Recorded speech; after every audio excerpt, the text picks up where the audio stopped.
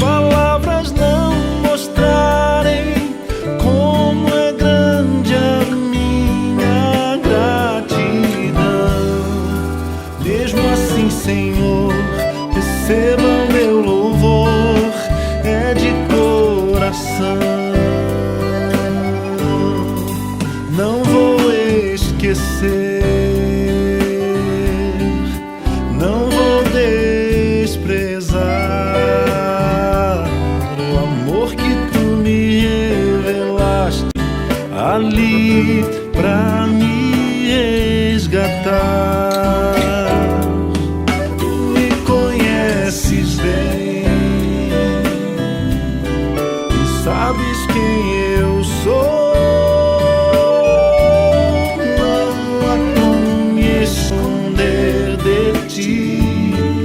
Sempre sabes onde estou. É de coração tudo que eu disser, num hino de louvor a Jesus de Nazaré. Se as palavras não mostrarem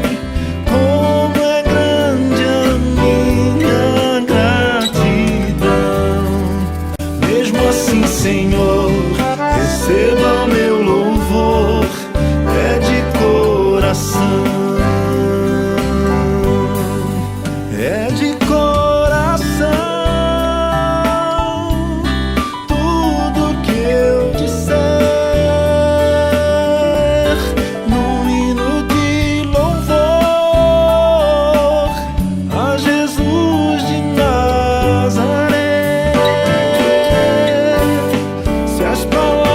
Não mostrarem como é grande a minha gratidão, mesmo assim, Senhor, receba o meu louvor, é de coração. Se as palavras não mostrarem como é grande a minha gratidão,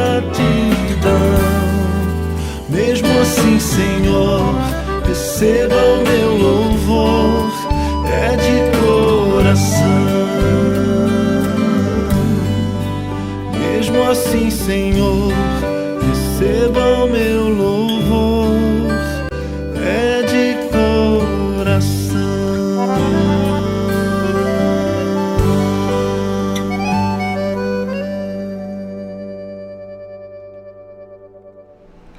Meus caros irmãos, muito bom dia, a graça e a paz do Senhor Jesus.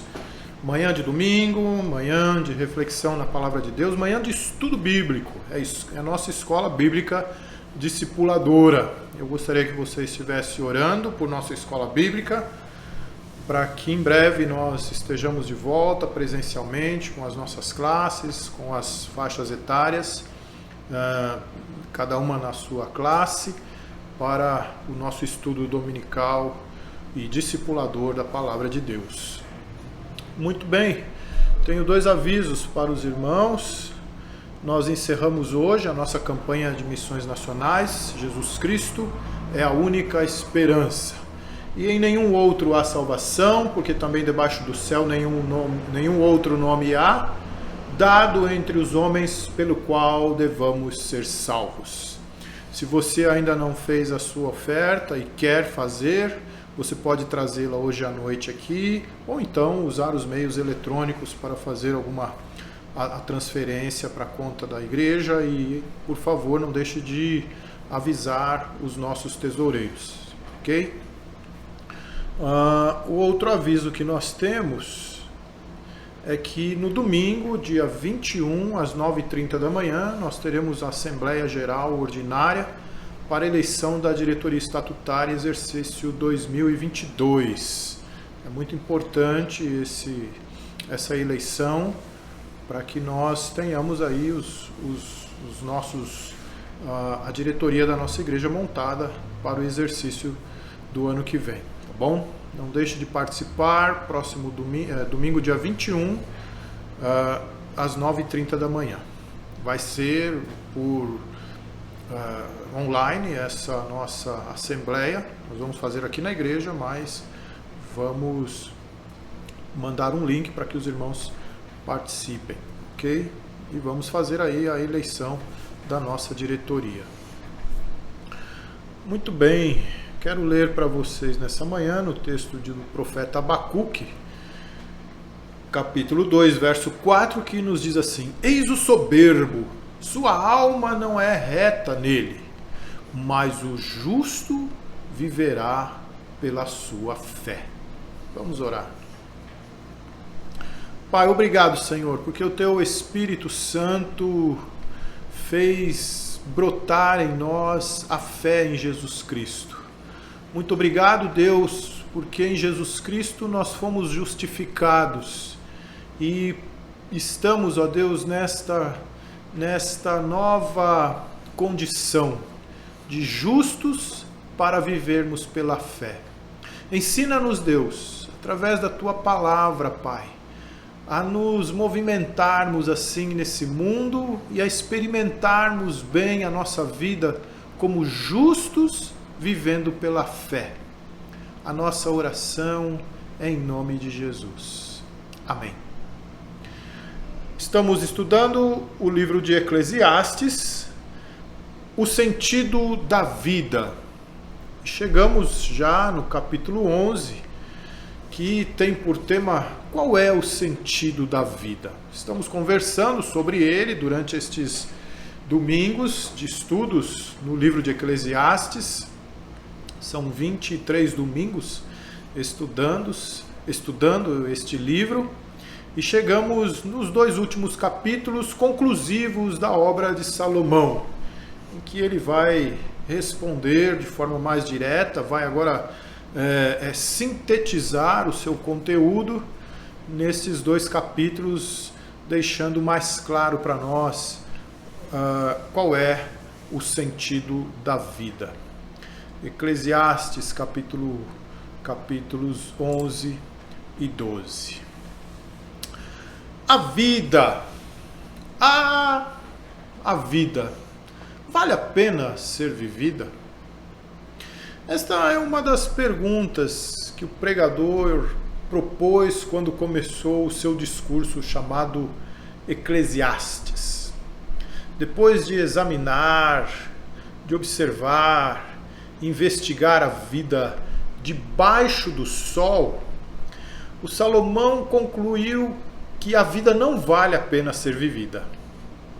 E para mostrar isso para os seus leitores, ele desenvolve no seu texto 4 argumentos que uma observação debaixo do sol entende que representam a pura realidade dessa conclusão que ele chegou. A vida não vale a pena ser vivida. Por quê? Primeiro, porque ela é monótona. Salomão fala sobre a monotonia da vida. Olha, as coisas acontecem, os homens nascem, morrem, nascem de novo, morrem, a plantinha cresce, floresce, morre, e assim por diante. As estações vêm e vão. E ele fala, a vida olhada debaixo do sol, ela tem um caráter monótono. Ela apresenta uma monotonia. Salomão também nos mostra que a sabedoria é pura vaidade. Ele está dizendo, olha, a vida não vale a pena, porque ela é monótona, porque o conhecimento é pura vaidade, a sabedoria não serve para nada, nós conhecemos, e depois isso não serve para nada, não é dos mais inteligentes, as melhores posições, não é dos mais fortes, a primeira posição. Então, sabedoria é pura vaidade. A vida não vale a pena, ela é monótona, o conhecimento é vaidade. Salomão vai dizer que as riquezas são fúteis, ele vai falar sobre a futilidade das riquezas. Olha, a vida não vale a pena você angariar riqueza, porque você vai deixar aí para os teus filhos brigarem, você não vai levar nada dessa vida para outra, não adianta você trabalhar e angariar riquezas, depois vai morrer. Então a vida não vale a pena porque as riquezas são fúteis. E a vida não vale a pena porque nós temos certeza da morte. A morte é certa, a morte virá. Então, qual que é o sentido da vida se a maior certeza que nós temos é a morte? Mas sendo Salomão um homem sábio, ele colocou esses argumentos para comprovar exatamente o contrário disso. Salomão, ele vai dizer que a vida vale a pena sim, e ele vai refutar todos esses argumentos. Ele revia os seus argumentos quando ele inclui Deus na equação da vida. Enquanto Salomão está observando a vida debaixo do sol, ele vai dizer: a vida é monótona, a sabedoria é vaidade, as riquezas são fúteis e a morte é certa. A vida é imprevisível, a vida não vale a pena ser vivida. Mas quando ele fala assim, olha, não é justo, não é razoável nós observarmos a vida simplesmente na sua dimensão debaixo do sol, na sua dimensão terrena. Nós precisamos entender que somos seres espirituais, nós precisamos entender e saber que nessa equação do sentido da vida, Deus precisa fazer parte dela determinantemente. De forma determinante, Deus precisa fazer parte dessa equação, senão nós não chegaremos a um resultado razoável, a um resultado verdadeiro. Quando ele entende que para chegarmos perto de uma compreensão mais precisa do sentido da vida, que ela deve ser observada da dimensão espiritual e não da dimensão terrena, então Salomão afirma que a vida tem sentido sim, que a vida vale a pena ser vivida. Mas ele precisa mostrar para nós que somos homens e mulheres espirituais, vivendo uma experiência ou uma aventura terrena, ou ainda uma aventura humana. Isso faz toda a diferença. Ele então conclui que a vida não é monótona, mas repleta de situações desafiadoras que provém do próprio Deus, cada uma no seu tempo apropriado e com propósitos definidos. Ele também aprendeu que a riqueza e os bens que a riqueza e os bens, os ganhos, os lucros podem ser desfrutados, devem ser desfrutados com sabedoria e aplicados no reino de Deus. Aplicados no reino de Deus para a glória do próprio Deus. Embora a sabedoria humana também não possa explicar todos os fenômenos, Salomão concluiu que é melhor para o homem seguir a sabedoria de Deus do que permitir-se a tolice, a estultícia dos homens. Embora a certeza da morte, não temos como escapar, isso deveria nos motivar a gozar mais a vida e desfrutar mais, realizar mais, influenciar mais e tirar o máximo proveito das oportunidades que Deus nos oferece. Então, depois de toda essa argumentação que refuta a sua primeira conclusão de que a vida não vale a pena ser vivida, Salomão então agora está pronto para a sua segunda conclusão e uma aplicação pessoal do que ele construiu, observando, investigando a vida nas suas minúcias, nos seus detalhes. Podemos entender que a resposta para o sentido da vida que Salomão nos dá se dá através de 4 atributos que a vida tem. Para cada um desses atributos que ele vai apresentar, ele traz uma advertência.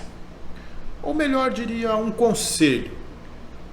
Então, os 4 atributos e seus respectivos conselhos são assim. Primeiro, pensando no sentido da vida, a vida é uma aventura. E por ser uma aventura, é preciso que ela seja vivida pela fé. A vida é uma aventura. Esse é um atributo da nossa existência, esse é um atributo do sentido da vida. Então, o conselho de Salomão é: viva pela fé. Lá no capítulo 11, versos de 1 a 6. Depois Salomão vai dizer assim: a vida é um presente, é um dom de Deus. Qual é o conselho? Desfrute da vida. Desfrute da vida. Desculpe o S ali. Em terceiro lugar, Salomão vai dizer: a vida é uma escola. Qual é a lição? Qual é o conselho? Aprenda bem suas lições. E em quarto lugar, Salomão vai dizer: a vida é uma mordomia. Não no sentido de vivermos regaladamente, não. A vida é um exercício de mordomia, a vida é um exercício de administração de algo valioso que nós recebemos de Deus. Nós precisamos cuidar bem dela. Então, conselho, tema ao Senhor. A vida é uma aventura, viva pela fé. A vida é um presente, desfrute da vida. A vida é uma escola, aprenda bem suas lições. A vida é uma mordomia, tema ao Senhor. Esses 4 atributos que compõem o sentido da vida, que Salomão está mostrando para nós, são paralelos com aqueles 4 argumentos com os quais ele debateu do seu primeiro discurso, da sua primeira conclusão. Então lá Salomão vai dizer assim: olha, a vida não é monótona. A vida é uma aventura. A morte é certa, mas a vida é um presente de Deus. A sabedoria não é vaidade. A vida é uma escola. Riqueza não é fútil. A vida é uma mordomia. Ok?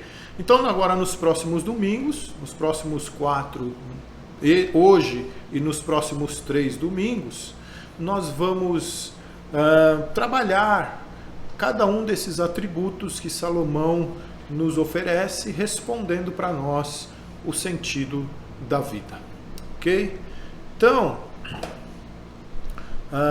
vamos começar com: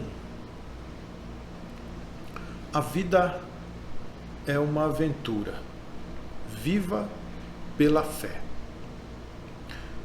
Um certo pregador britânico disse o seguinte: eu não quero que a minha vida termine num pântano. E lendo isso eu concordei com ele. Eu também não quero que a minha vida termine num pântano. Porque quando eu me converti, eu me aliancei com o viver pela fé. E isso significa esperar o inesperado. Nós, uma vez salvos por Jesus, nós fomos alcançados por essa possibilidade maravilhosa de viver pela fé. O justo viverá pela fé. O justo não viverá por suas forças, o justo não viverá simplesmente a vida empobrecida debaixo do sol. O justo viverá pela fé. A vida é uma aventura, viva ela pela fé. E para mostrar essa verdade para nós, Salomão usa 2 profissões ou 2 atividades ilustrativas para expor esse ponto. Vamos lá no capítulo 11, então, no verso 1 até o verso 6. Lança o teu pão sobre as águas, porque depois de muitos dias o acharás. Reparte com 7 e ainda com 8, porque não sabes que mal sobrevirá à terra. Estando as nuvens cheias, derramam aguaceiro sobre a terra. Caindo a árvore para o sul ou para o norte, no lugar em que cair, aí ficará. Quem somente observa o vento nunca semeará, e o que olha para as nuvens nunca cegará.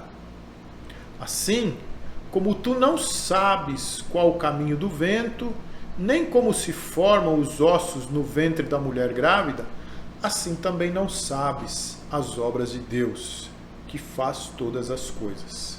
Semeia pela manhã a tua semente, e à tarde não pouses a mão, porque não sabes qual prosperará, se esta, se aquela, ou se ambas igualmente serão boas. Muito bem. Então, aqui nesse texto, ele usa duas atividades ilustrativas para expor esse ponto, de que a vida é uma aventura viva pela fé. O primeiro deles é o mercador que envia o seu navio, o mercador que abastece um navio com seus grãos, por exemplo, e manda para o processo de negociação, o processo de venda. E depois ele fala do fazendeiro, ou o agricultor, que lança a sua semente. Nas duas atividades, uma grande medida de fé é requerida. Porque nem o mercador, nem o fazendeiro podem controlar todas as circunstâncias do seu negócio, do seu trabalho. O navio pode colidir com o Recife, pode encontrar uma tempestade, pode ser atacado por piratas, pode afundar e ele pode perder toda a sua carga. Mau tempo, pragas, insetos e outras tantas possibilidades podem prejudicar a colheita e todo o trabalho do agricultor se tornar vão. Há poucos meses nós vimos a seca aqui no Paraná e como isso prejudicou o plantio de milho, por exemplo. Por outro lado, se o agricultor e o mercador ficarem esperando as circunstâncias ideais para que eles tomem a iniciativa de fazer o seu trabalho, carregar o navio, semear a semente, eles nunca estarão prontos para fazer isso. E nunca verão o resultado do seu trabalho. A vida tem sua medida de risco. E para enfrentarmos os riscos e agirmos, nós temos que contar com a fé. Então nós temos em primeiro lugar o mercador. A expressão lança o teu pão sobre as águas pode ser parafraseada assim: envie a safra dos teus grãos por navios. Envie a safra dos teus grãos por navios. Salomão estava envolvido em vários negócios comerciais.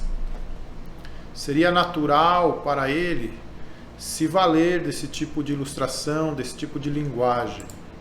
Dois textos que mostram essa intimidade dele com os negócios, com o comércio da época, estão lá. 1 Reis 10:15 diz assim: além do que entrava dos vendedores e do tráfico dos negociantes e de todos os reis da Arábia e dos governadores da terra. Falando sobre a dinâmica comercial do reino de Israel quando Salomão era o monarca. 1 Reis 10:20, porque o rei tinha no mar uma frota de Tarsis, com as naus de Irão. De 3 em 3 anos voltava a frota de Tarsis, trazendo ouro, prata, marfim, bugios e pavões. Então Salomão tinha conhecimento, tinha intimidade com a atividade comercial marítima. E poderia passar meses até que os navios voltassem com suas preciosas cargas. Mas quando voltavam, a fé e a paciência dos mercadores se renovava e eles se animavam para outro ciclo. Carregar os navios, esperar que eles chegarem aos destinos e depois voltarem com outra carga e com o recurso da venda. O verso 2 é interessante. Ele aconselha que o mercador dividisse suas mercadorias em vários navios, para que, se algo acontecesse, o prejuízo fosse minimizado. Olha lá, reparta com 7 e ainda com 8, porque não sabes o mal que sobrevirá sobre a terra. Lança o teu pão sobre as águas, põe as tuas mercadorias nos navios. Depois de muitos dias, depois que eles fizerem todo o trâmite comercial e voltarem, você o acharás. Reparte com 7 ou ainda com 8, porque não sabes que mal sobrevirá à terra. Coloque a sua mercadoria em vários navios, divida aí os seus grãos em vários navios, porque se acontecer algo com um deles, você tem os outros para compensar. Agora, se você coloca tudo em um só, e aquele for a pique, você vai perder todo o seu trabalho. A lição aqui, meus irmãos, tenha fé. Põe as tuas coisas e envie para que sejam vendidas. E espere que algo volte. E nesse sentido era necessário ter fé. Então, mas não seja presunçoso. A verdadeira fé não é arrogante, não é pretensiosa, não é soberba, não é abusiva. A verdadeira fé, ela se coaduna, ela se harmoniza com sabedoria, com prudência, com a experiência. A frase "porque não sabes que mal sobrevirá à terra" é uma chave para a leitura de toda a seção aqui desses versículos de 1 a 6. A expressão "porque não sabes" aparece no versículo 2, aparece no versículo 5, aparece no versículo 6. O homem desconhece o futuro, mas não pode permitir que sua ignorância o transforme em um medroso, em alguém acuado, em alguém ansioso, em alguém paralisado. Pelo contrário, não conhecer o futuro deveria nos motivar a fazer planos mais cuidadosamente, a agir cuidadosamente. O verso 2 pode ser lido assim: envia a tua carga em 7 ou 8 navios, porque alguns deles são destinados a trazer de volta bons retornos em termos de investimentos. Em outras palavras, não ponha todos os teus ovos em uma mesma cesta. Então, a fé prudente, a fé equilibrada, a fé cuidadosa, a fé que não deixa ficar acuado, mas que também não permite uma presunção desvairada que ponha em maiores riscos aquilo que foi cultivado, aquilo que foi produzido com trabalho, com labor, com muito esforço. Em segundo lugar, nós temos o agricultor. Daniel Webster chamou os fazendeiros ou os agricultores de fundadores da civilização. E Thomas Jefferson disse que eram pessoas escolhidas de Deus. O trabalho do campo nunca foi fácil, e na Terra Santa muito menos. Os judeus cultivavam um solo pedregoso, dependiam plenamente da chuva para nutrir a semente. E ninguém podia prever o tempo, muito menos controlá-lo. O agricultor sempre esteve à mercê da natureza. Muitas técnicas, muita tecnologia foi desenvolvida para minimizar essa dependência, mas não é possível que isso aconteça plenamente. Ou seja, nunca é possível ter domínio total das circunstâncias. Então o verso 3 nos diz assim: estando as nuvens cheias, derramam o aguaceiro sobre a terra, caindo a árvore para o sul ou para o norte, no lugar em que cair, aí ficará. Então ele contrasta a nuvem com a árvore. Nuvens estão sempre mudando, elas vão e vêm, e os agricultores esperam que elas derramem sua água em suas plantações. Árvores são permanentes, elas ficam no mesmo lugar, a menos que sejam retiradas por alguma força externa, um vento muito forte que a derrube, por exemplo.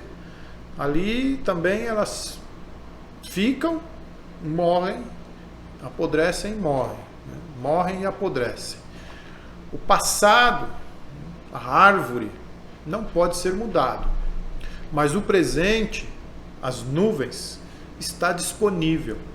É preciso dimensionar bem as oportunidades. Então não fique sentado esperando uma combinação perfeita de circunstâncias. Veja o verso 4, o ensino desse novo parágrafo. Quem somente observa o vento nunca semeará. E o que olha para as nuvens nunca cegará. O vento nunca é certo para o semeador, e as nuvens nunca são certas para quem colhe, para quem quer colher, para quem quer plantar e colher. Se você está procurando uma desculpa que te impeça a fazer algo, que te impeça de tomar uma iniciativa, é muito fácil encontrá-la. Essa é a mensagem aqui. A nossa tendência é encontrar desculpas para não agirmos, para não nos movimentarmos, para não fazermos o que temos que fazer. Eu preciso ir ao médico mais, preciso fazer esse trabalho da escola mais, preciso voltar aos meus exercícios físicos mais, preciso fazer uma dieta mais. Então, você vai sempre encontrar uma razão. Isso é muito fácil, porque não existe uma combinação perfeita de circunstâncias para nada na aventura da vida. E é exatamente isso que torna a vida emocionante, que a torna desafiadora. E em certo sentido, num sentido muito positivo, eu quero dizer, né? Torna a vida um tanto perigosa. Então a vida é essa aventura, e com frequência exige de nós lançar mão da fé, principalmente quando as circunstâncias são mais adversas. Então o verso 5: assim como tu não sabes qual o caminho do vento, nem como se formam os ossos no ventre da mulher grávida, assim também não sabes as obras de Deus, que fez todas as coisas. Então semeia, né? Exatamente porque ninguém sabe o sentido do vento, né? O vento sopra onde ele quer, ninguém sabe para onde vem, nem para onde vai. Também ninguém sabe como os ossos se formam no ventre de uma mulher grávida. Ninguém sabe plenamente os desígnios de Deus, bem como suas obras. Deus tem um tempo e um propósito definido para tudo.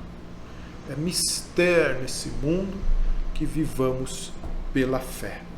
E isso traz paz ao coração. Então Salomão está dizendo assim: olha, aproveite sabiamente os teus dias. Olha, semeia pela manhã a tua semente, e à tarde não repouse a mão, porque não sabes qual prosperará, se esta, se aquela, ou se ambas serão igualmente boas. Aproveite sabiamente os dias. Acorde cedo, semeia a tua semente, trabalhe duro até o entardecer. Mas é claro, todos nós fazemos isso, mas faça isso com prazer. Faça isso motivado pela fé. faça o que está nas tuas mãos para fazer, redime bem o teu tempo e tenha certeza de que Deus vai abençoar algo que você completou, algo que você concluiu. Exatamente como um mercador que envia vários navios e sabe que vão voltar, o agricultor trabalha mais de uma safra, sabendo que vai dar o fruto. Então a vida é uma aventura de fé. A vida é uma aventura de fé. E cada um de nós é como um mercador, investindo hoje para que se tenha os dividendos amanhã. Somos como o agricultor que semeia várias sementes em diferentes solos, confiando em Deus a sua colheita. Porque o que semeia para a sua própria carne, da carne colherá corrupção. Mas o que semeia para o Espírito, do Espírito colherá vida eterna. E não nos cansemos de fazer o bem, porque a seu tempo ceifaremos, se não desfalecermos. Os que com lágrimas semeiam, com júbilo ceifarão. Quem sai andando e chorando enquanto semeia, voltará com júbilo, trazendo consigo os seus feixes. Então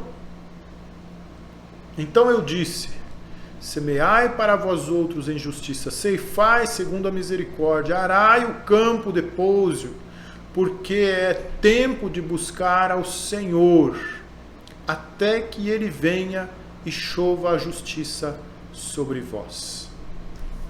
Se estamos preocupados com a possibilidade de o vento derrubar uma árvore sobre nós, ou com a possibilidade de as nuvens irem embora sem deixar a chuva, não vamos realizar alguma coisa.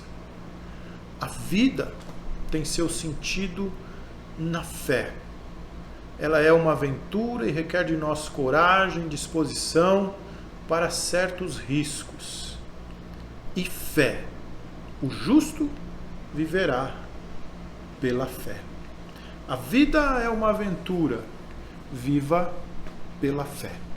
No próximo domingo, nós vamos pensar em a vida é um dom, um presente de Deus.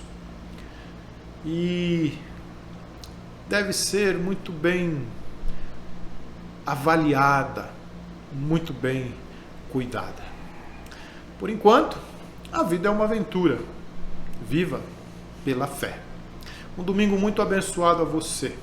Se puder estar conosco hoje, logo mais às 19 horas, hoje é o primeiro domingo do mês, nós vamos celebrar a Ceia do Senhor. E nesse mês de novembro, nós vamos refletir sobre a gratidão. Um grande abraço, nos vemos logo mais. Fica na paz de Jesus.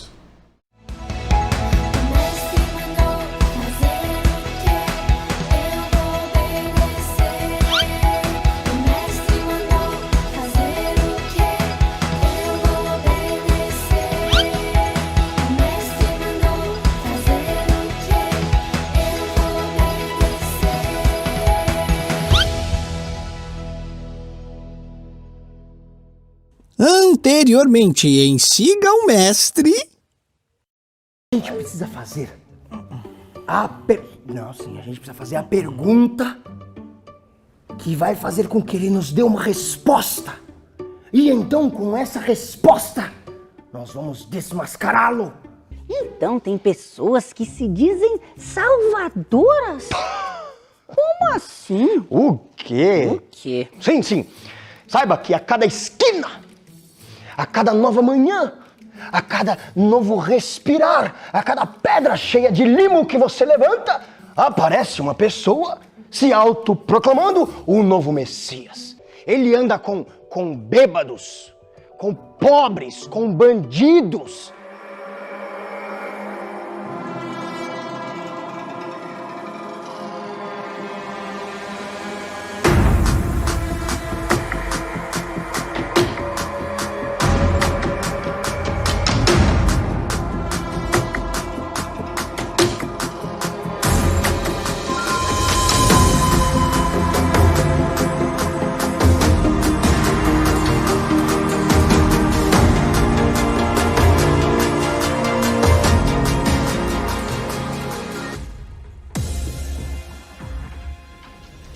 Ei, homem de Nazaré, nós pegamos esta mulher cometendo o adultério, um pecado que não merece perdão. Nós pegamos ela no flagra. Nós conhecemos a lei. Essa mulher deve morrer.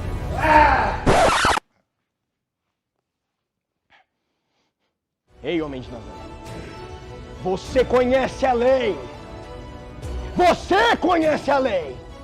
Vocês conhecem a lei. Você conhece a lei. Você conhece a lei. A lei, você conhece a lei. Eu conheço a lei.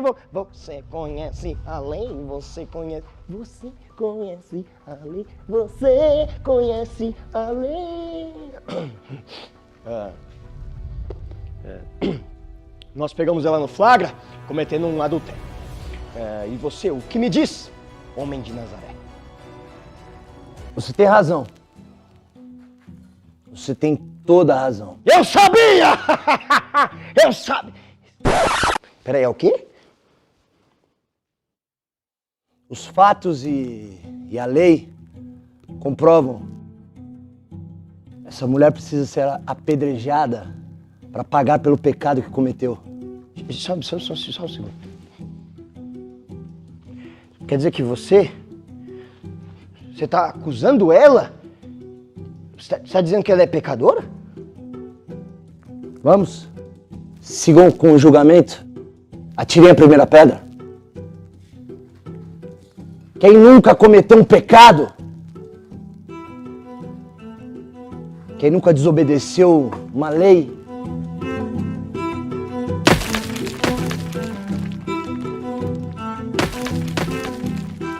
Quem nunca cometeu pecado? Quem nunca desobedeceu a lei? Vocês estão usando as leis contra mim? Não é possível!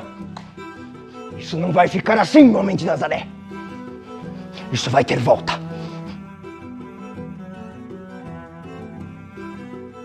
Onde estão as pessoas que queriam apedrejá-la por causa do seu erro? Foram embora. Eu não te condeno.